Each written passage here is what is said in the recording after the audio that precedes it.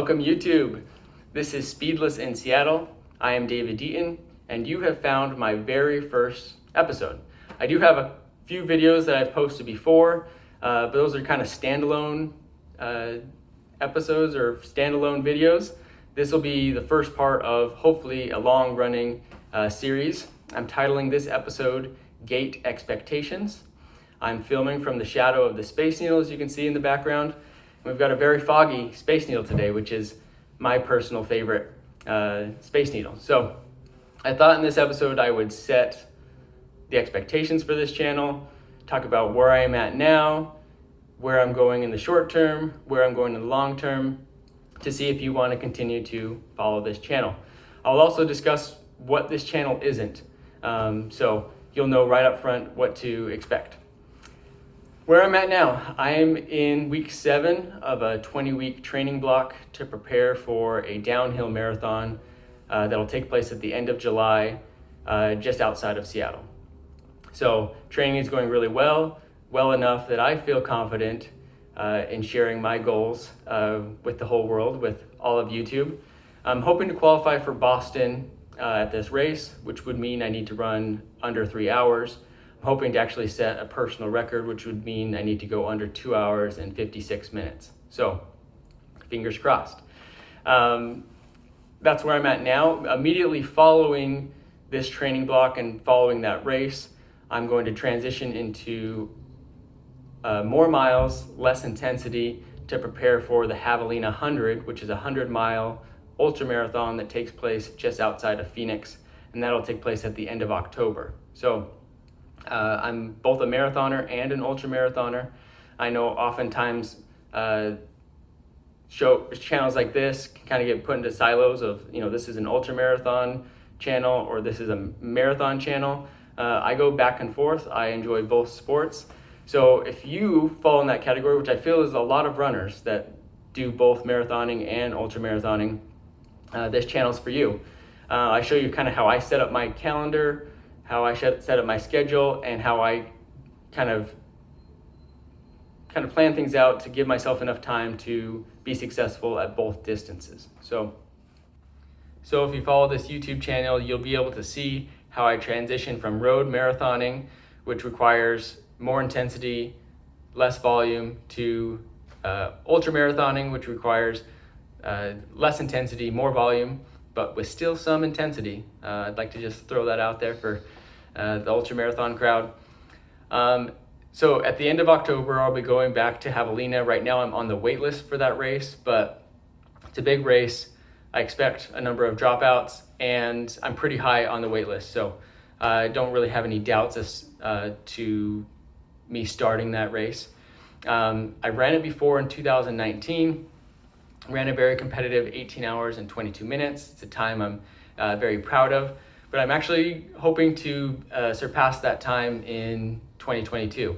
Actually want to go under 16 hours, which is kind of scary to put that out there again, to put my goals out there in front of YouTube, but that's the goal. So wish me luck. Beyond that, I have some ideas for my 2023 racing calendar and schedule. Hopefully that includes Boston Marathon in the spring. Hopefully that includes Western States in the summer. That will require some luck from the Western States lottery gods.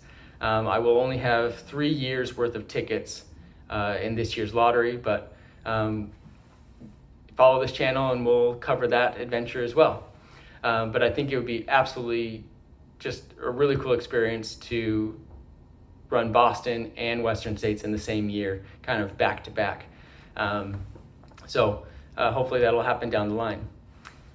Now let's cover what this channel is not. I will be talking about my training, obviously, talking about some tricks that I've learned, talking about heat adaptation and running on roads and elevation gain and a lot of elements of training.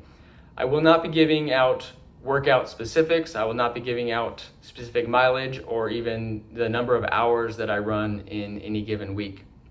I'm not a coach.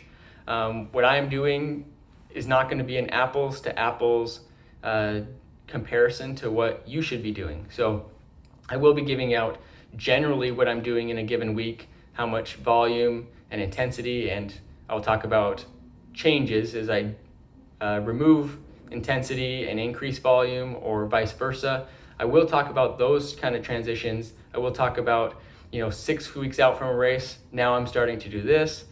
I will talk about those types of elements of training, but again, no specifics because I just don't think I'm qualified for that. I also think that sometimes there can be kind of unhealthy competition with, people on YouTube or on Strava or, you name the platform, Instagram, where people are posting their training and then, other people are comparing what they're doing to, whoever, and sometimes that can be unhealthy.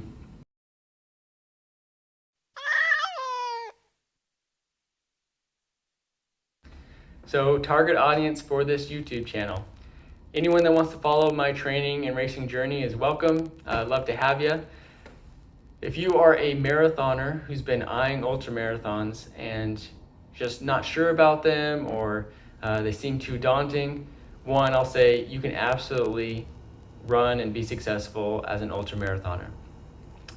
And you have found the right channel, because I'm going to be, in just a few weeks, be transitioning from marathon training to ultramarathon training, and I'll show you how I do it, some things that you can implement into your own training. Ultramarathon training, there are some more logistics in the racing and even the training, but it's not as impossible as you may be led to believe. So you found the right place. If you are an ultramarathoner and you've been interested in road races, I feel like that doesn't really happen, but if that's you, you've also found the right place.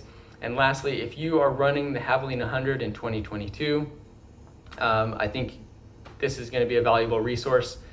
I'm going to be comparing and contrasting my 2022 training to my 2019 training.